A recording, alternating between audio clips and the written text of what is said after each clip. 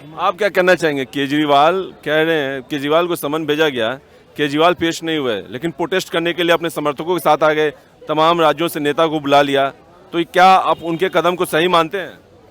देखिए, केजरीवाल वो धूर्त नेता है भारतवर्ष की राजनीति में कि ना वो कानून को मानते हैं, ना संविधान को मानते हैं, और जिस संविधान की शपथ लेके मुख्यमंत्री की शपथ ली है उसी कानून की सरेआम धज्जियां उड़ा रहे हैं। ईडी ने सम्मन अपने मन से नहीं भेजा है।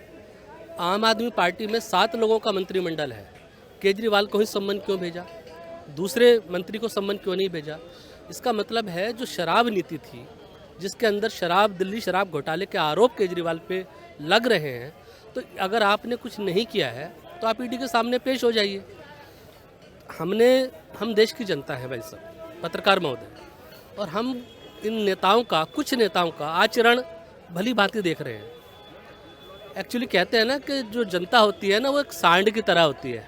खुश हो जाए तो पीठ पे बिठा के घूमती है, और गुस्से में आ जाए तो सींग मार मार के ज़मीन में रगड़ देती है। वही हाल केजरीवाल का होने वाला है। कारण क्या है? कारण क्या है? बिहार में आपने देखा, जब तक तेजस्वी यादव सत्ता में थे, मैं शेर हूँ, मैं नहीं डरता, ईडी को बुला लो, ईडी आ जाए, क्या उखाड़ लेगी ईडी। सत्ता चली गई, शेर ने पूंछ पीठ में, पिछवाड़े में दबाई, और ईडी के दफ्तर में खुद बाप बेटा पेश हो गए। वही हाल केजरीवाल का है। जब तक सत्ता है तब तक इनके पास ताकत है, पावर है। हम केजरीवाल जी से अपील करते हैं कि इस ताकत का, इस पावर का मिसयूज करना छोड़ दीजिए, वरना जिस जनता ने आपको पैदा किया है वही जनता आपको धूल में मिला देगी। जैसे हेमंत सोरेन थे, बार बार ईडी के समन पे भी पेश नहीं हो रहे थे। ऐसा लग रहा था कि जैसे उनको आभास हो गया है कि वो गिरफ्तार होंगे, और तब तक प्लान भी उनका क्या होगा उस पर काम कर रहे थे। क्या लगता है केजरीवाल भी इसी प्लान पे काम कर रहे हैं? देखिए, आभास तो उसी को होता है ना जो कुछ करेगा। अगर उन्होंने नहीं करना था तो फिर SC/ST एक्ट का मुकदमा क्यों लगाना था?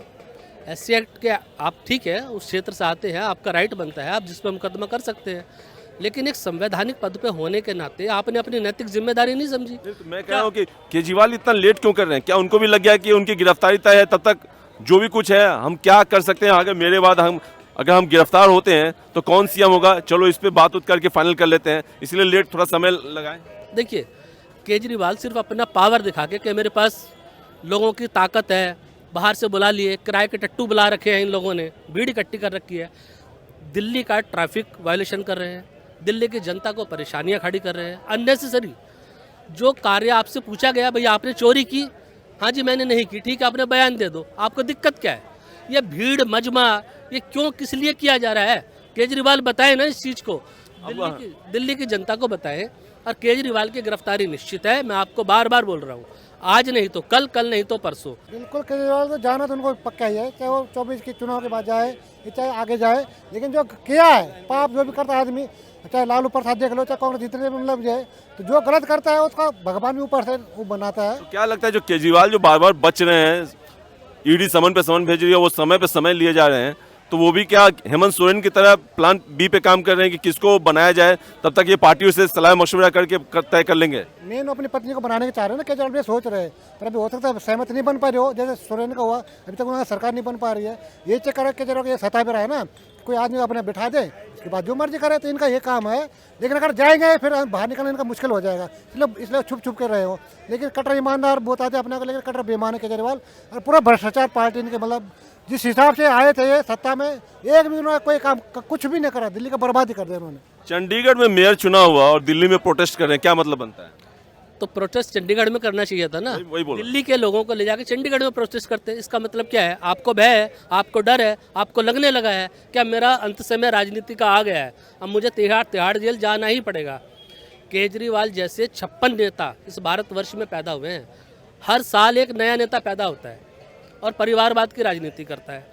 कहीं पे भी लोकतंत्र स्थापित नहीं करते, जन लोकपाल की बात करते हैं, जन लोकपाल भूल जाते हैं, अन्ना के 5 प्रण को याद करते हैं, अन्ना के 5 प्रण को भूल जाते हैं।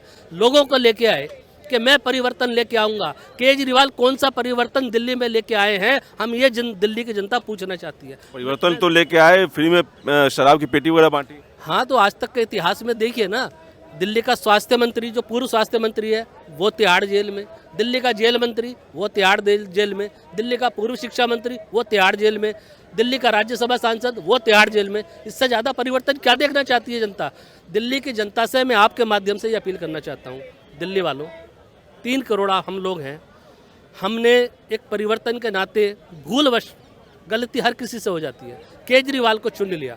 अब आपका दायित्व है कि जिस नैतिकता के आधार पे आपने अपना वोट दिया, अपनी जिम्मेदारी समझते हुए केजरीवाल से आप मांग कीजिए कि केजरीवाल संवैधानिक मूल्यों की हत्या ना करे, केजरीवाल इस लोकतंत्र की हत्या ना करे।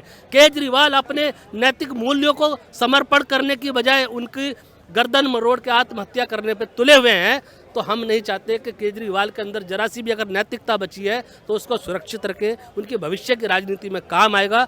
अपने आप को तिहाड़ जेल में जाने से पहले ईडी के सामने समर्पण कर दे, माफ़ी मांगे दिल्ली की जनता से।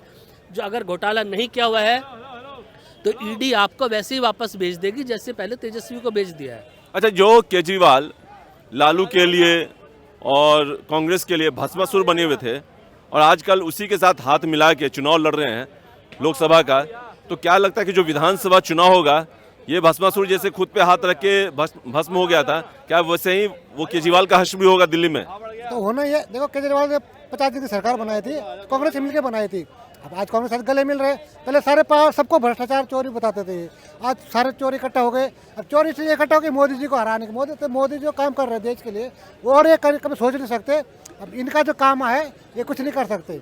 बाकी जो केजरीवाल आगे उनका भविष्य खत्म है, ये कुछ नहीं कर रहे। अब जितना इनको वो थे ना फ्री के चक्कर में, इतने में फ्री अगर फ्री ना करे ना, ये इनको एक वोट भी नहीं मिले दिल्ली से। अच्छा, चंडीगढ़ में कांड हुआ, मेयर चुनाव में कह रही थी धांधली हुआ, और यहाँ पे प्रोटेस्ट करने का क्या मतलब बनता है? तो गलत है ना, इनका ये काम है। अब यहाँ से चंडीगढ़ से यहाँ इनका ये कारनामा है।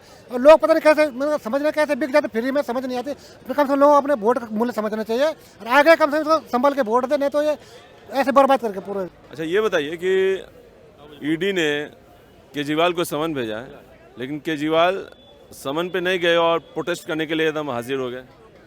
केजरीवाल जो वही काम करते हैं, झूठ बोलना का उनका काम ही है, और भ्रष्टाचार कर दिया। अब चुप रहे जगह जगह, कह रहे साहब ईडी हमको कि मोदी जी की वो है, बीजेपी की साजिश है। अगर बीजेपी साजिश हो जी तो 5 समन तो ईडी ने भेज दिया, तब तो हर बार बहानाबाजी कर रहे हो। अभी भी बहानाबाजी करे, बीजेपी क्या करे? अगर आपने गलती नहीं करी, आपने शराब नीति अच्छी थी वापस क्यों ली? सबसे बड़ी गलती तो वहाँ पे हुई। अगर आपने जैसे शिक्षा पे आप बहुत बोलते, हमने बहुत अच्छा शिक्षा कर दी दिल्ली में, पानी फ्री कर दिया, बिजली फ्री, बहुत सुविधा दी आपने, दिल्ली को अच्छा बना दिया, पेरिस बना दिया आपने। तो सपने बहुत दिखाए थे, काम तो कुछ किया नहीं केजरीवाल जी ने। आप भाग रहे जगह जगह। वो कह रहे हैं कि किस लिए हमें तो कोई कानूनन हक बनता ही नहीं हमें बुलाने का, फिर क्यों? देख रहे हैं कि जो जैसे हेमंत सोरेन का हाल हुआ, कहीं वो लग रहा है कि चुनाव की वजह से उनको साजिश की जा रही है। नहीं, साजिश कुछ नहीं है, केजरीवाल पे आरोप है। क्योंकि जो भी शराब घोटाला हुआ ना, और घोटाला कौन ना किसी ना, इससे पहले कोई घोटाला था नहीं। आज से 5 साल पहले इनकी सरकार चली है, घोटाला जब निकला तो इन पर नाम था, क्योंकि गलत चीज़ थी। इनकी पार्टी से फंड आ रहा, पार्टी में फंड आ रहा था और लोगों को नुकसान, गवर्नमेंट का नुकसान हो रहा था इसमें। अगर पॉलिसी अच्छी होती ना तो वापस नहीं लेनी चाहिए, सबसे बड़ी बात है। आप तो कट्टर ईमानदार हो, और फिर आपने ईमानदार हो अगर, तो फिर आपके जो संजय, वो आपके जो स्वास्थ्य मंत्री जेल में है, अब जितने मंत्री सब जेल में है, उनको क्यों नहीं मतलब कोर्ट छोड़ रहा है?